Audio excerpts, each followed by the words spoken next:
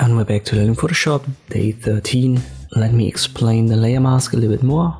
We have this original, press Ctrl G to copy it, and we work on the copy. I use this eraser tool right here. E would be the short key if you can't find it, and then left click up here to make it a bit bigger under size. Then we set it to 200 pixels. I type it in, press enter, and then I left click drag. And you can see this erases the image or a copy. And we can see our checkerboard, which indicates transparency. Press Ctrl Z. And now I add a layer mask to this copy layer, which is indicated here in the layers menu, this white rectangle. And now I don't use the eraser tool. Instead I use the brush tool. You can press B for that. And I make sure that I've got black and white selected here. I can click on the two little squares to make that black and white. And then I can flip the colors using this double arrow. So whatever is the foreground color is the one that will be active. I'll make this black because we have a white layer mask in our layers menu. And again, I have to size this a little bit up here. I'll make it 200, press enter. And now I left click drag. And you can once again see the checkerboard. So we've basically erased part of the image, but we haven't really done it. We've just painted on the layer mask. And this is the non-destructive way to adjust your images. So we haven't erased anything in the image. We've just made this part black on the layer mask, and black always makes this part, you could say, blend through or simply transparent, so that whatever is below will shine through. And in our case, nothing is below, therefore we can see the checkerboard. And if I now want to bring this back, just remember I'm not on the image, I'm on the layer mask. I can simply flip my colors, and instead of using black, I use the white color. And now I paint over this area. And this will actually erase the transparency. What it actually does, it paints white over black, and therefore it brings back what is on this layer, our photo, the copy. And this works for everything that has a layer mask. And let me add, for example, a solid color adjustment layer, and I make that red. We just have a red canvas here, and right next to it is a white layer mask. I use my paintbrush tool, make the foreground color black, and now I paint over it with a left click drag. And now our image, the copy, the original copy layer shines through. This is because of the black color. Wherever there's black, there's transparency. Wherever there's transparency, what is below is visible. I flip the colors to white, paint over the black areas, and this makes it red.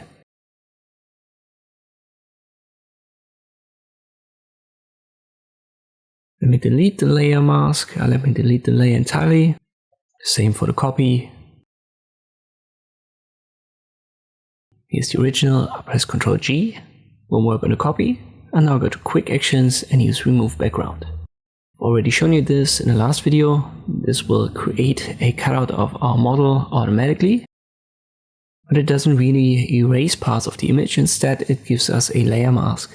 So the same principle that I've just explained is used here yet again. And it is used in many different effects in Photoshop. So it's a very important principle to understand. Therefore, I'm going to go over the little details here a little bit. You can see the automatic cutout isn't perfect. So I use my brush tool, size it down to maybe 10 pixels. I am on the layer mask here. And if I right click and disable it, you can see our image is back. Right click and enable it. And now we can see the checkerboard. To get rid of these parts that I don't want to have, I need to paint in black. So therefore I make black my foreground color. And you can also press X. So X will flip these colors. Whatever we've got foreground and background, it will be flipped, in our case black and white. And now go over this. And I just paint over the small areas to make them disappear.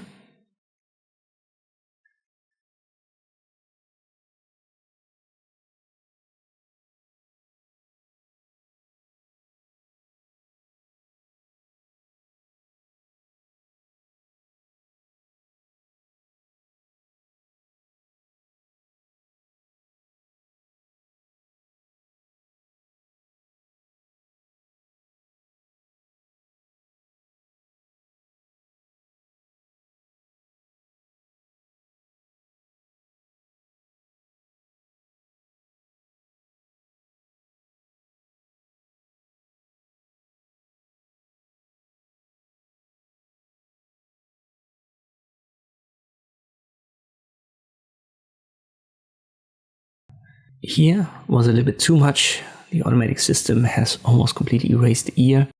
So I flip my colors to white and now I paint over it to bring it back.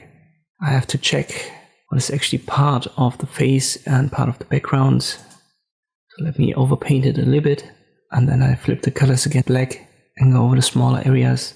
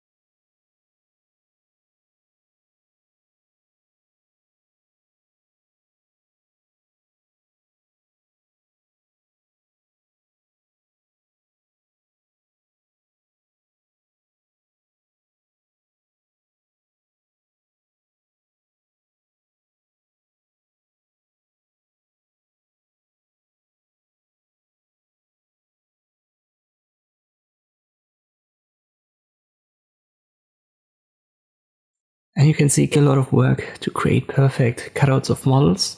And it's always something that you find out with experience when it comes to Photoshop. The more time you invest, the better results will look. Alright, I'm somewhat happy, at least for our tutorial here. But when we create a background, we might see more issues. Checkerboard isn't the best for contrast. Let me create a new layer here. It's below our original copy layer. And I double click on it and rename it to background. Now I use the paint bucket tool right here. Right click on the gradients, use the shortcut. White is my foreground color, and I left click on this empty area. And now you can see all of these fragments that the automated system missed.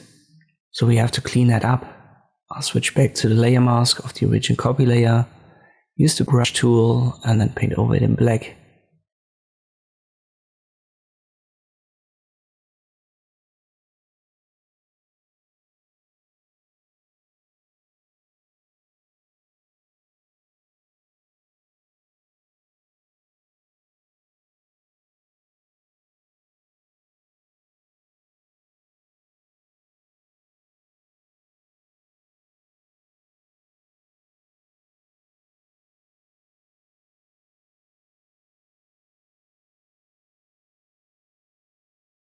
And the hand here doesn't look good. The ear doesn't look good. So I have to do a lot of fixing here. Good idea for you to practice how to use the layer mask and this black and white reveal and conceal effect using the paintbrush is to just download the same photo and then try it out yourself. You will find a link to this photo in the description below, and then go over it as best as you can.